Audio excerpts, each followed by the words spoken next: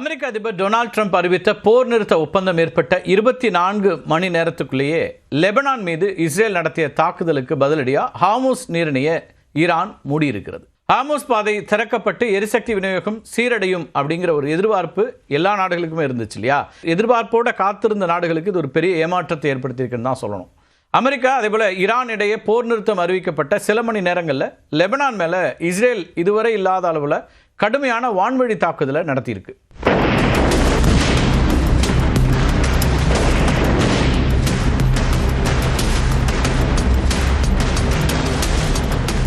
இஸ்ரேலிய பாதுகாப்பு படை வெறும் 10 நிமிட இடைவெளியில் லெபனான் முழுவதும் 100க்கும் மேற்பட்ட இலக்குகளை தாக்கி அழிச்சிருக்கு. லெபனான் தலைநகர் பெய்ரூட், தெற்கு லெபனான் மற்றும் கிழக்கு லெபனானில் இருக்கக்கூடிய பெக்கா வேலி இந்த பகுதிகளெல்லாம் ஒரே நேரத்தில் ஏராளமான குண்டுகள் வீசப்பட்டிருக்கின்றன. குறிப்பாக பெய்ரூட்டில் மக்கள் நடமாட்டம் அதிகமாக இருக்கக்கூடிய வணிக மற்றும் குடியிருப்பு பகுதிகள் எந்தவித முன்னெச்சரிக்கையும் இல்லாமல் தாக்கப்பட்டிருக்கு.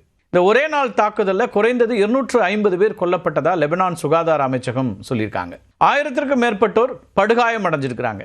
பெய்ரூட்டில் இருக்கக்கூடிய மருத்துவமனைகள் காயமடைந்தவர்களால் நிரம்பி வழிகிறதாகவும் இரத்த தானம் செய்யுமாறும் அரசு அவசர அழைப்பு விடுத்திருக்கிறதா சொல்லப்படுது. இந்த பெக்கா வேலி இருக்கு இல்லையா, பெக்கா பள்ளத்தாக்கு, இந்த பள்ளத்தாக்கில் இருக்கக்கூடிய ஸ்மெஸ்டர் அப்படிங்கிற ஒரு கிராமத்தில் மயானத்தில் இறுதி சடங்கு நடந்து கொண்டிருந்த போது நடத்தப்பட்ட தாக்குதலில் மட்டுமே 10 பேர் கொல்லப்பட்டிருக்கிறாங்க. அது மட்டும் இல்லாமல் டயர் பகுதியில் இருக்கக்கூடிய மருத்துவமனை, ஆம்புலன்ஸ்கள் மீதெல்லாம் தாக்குதல் நடத்தப்பட்டிருக்கு. மக்கள் நடமாட்டம் இருக்கக்கூடிய பகுதிகளை திட்டமிட்டு தாக்கியதா இஸ்ரேல் மேல ரெட் கிராஸ் அமைப்பு குற்றச்சாட்டியிருக்கு. ஹிஸ்புல்லா அமைப்பினுடைய ஏவுகணை ஏவுதளங்கள், கட்டளை மையங்கள், உளவுத்துறை உட்கட்டமைப்புகளை தகர்த்ததா இஸ்ரேல் கிளைம் பண்றாங்க.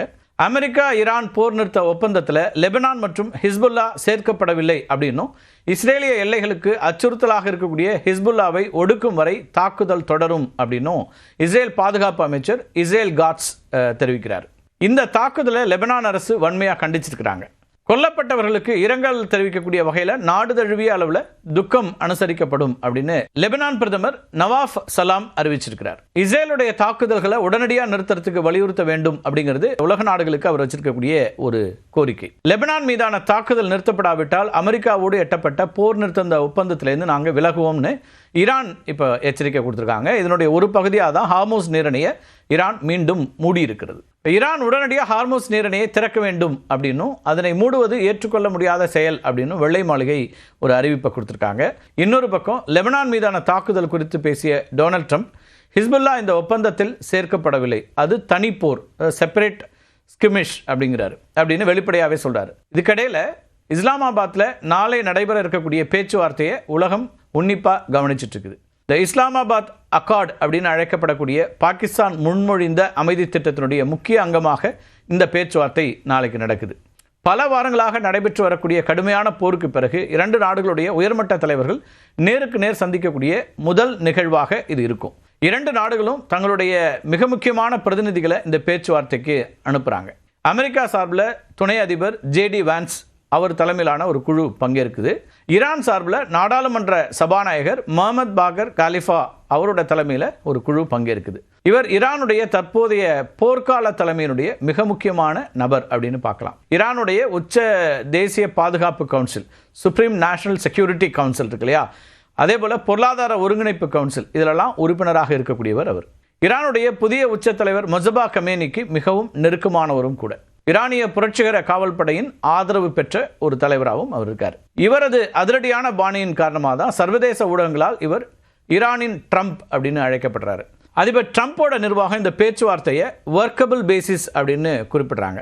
ஆனாலும் ஹார்முஸ் நீரிணையை நிரந்தரமாக பாதுகாப்பாக இருப்பதை உறுதி செய்ய அமெரிக்கா வலியுறுத்தும் அப்படின்னு எதிர்பார்க்கப்படுது. இந்த போர் நிறுத்தம் மிகவும் பலவீனமானது அப்படின்னு JD வான்ஸ் எச்சரிச்சிருக்காரு. மேலும் ஒப்பந்தம் மீறப்பட்டுச்சுன்னா கடுமையான இராணுவ நடவடிக்கை தொடரும் அப்படின்னு அமெரிக்கா சொல்லியிருக்கு. லெபனான் இந்த போர் நிறுத்தத்தில் அடங்கும் அப்படின்னு பாகிஸ்தான் சொல்றதை இஸ்ரேல் மறுக்கிறாங்க. இதுவும் நாளைய பேச்சுவார்த்தையில் ஒரு முக்கியமான விவாத பொருளாக இருக்கும். இந்த பேச்சுவார்த்தை சுமார் 15 நாட்கள் வரைக்கும் நீடிக்கலாம் அப்படின்னு எதிர்பார்க்கப்படுது. தேவைப்பட்டா இது மேலும் நீட்டிக்கப்பட வாய்ப்பு இருக்கு. பேச்சுவார்த்தைக்கு ஒருபுறம் தயாரானாலும் இன்னும் 2 நாடுகளுக்கு இடையில இன்னும் கடும் அவநம்பிக்கையும் நிலவுது. குறிப்பா லெபனான் மேல இஸ்ரேல் நடத்தக்கூடிய தாக்குதல்கள் ஈரானை ஆத்திரமடைய செய்திருக்கின்றன. இதனால நாளை பேச்சுவார்த்தை தொடங்குவதற்கு முன்னாடி ஈரான் சில கூடுதல் நிபந்தனைகளை விதிக்க வாய்ப்பு இருக்கு அப்படின்னு அரசியல் நோக்கர்கள் பார்க்குறாங்க. மத்திய கிழக்கு போருக்கு முக்கிய காரணமான இஸ்ரேல் இந்த பேச்சுவார்த்தைக்கு அழைக்கப்படவில்லை அப்படிங்கிறதும் நம்ம இதை கவனிக்க வேண்டிய ஒன்று. இந்த பேச்சுவார்த்தை முதன்மையாக அமெரிக்கா மற்றும் ஈரான் ஆகிய 2 நாடுகளுக்கும் இடையிலானதாக இருக்கும். பாகிஸ்தான் இந்த 2 நாடுகளுக்கு இடையில மத்தியஸ்தம் செய்யறதுனால அமெரிக்கா மற்றும் ஈரானிய தூதுக்குழுக்கள் மட்டுமே இஸ்லாமாபாத்திற்கு அழைக்கப்பட்டிருக்கின்றன.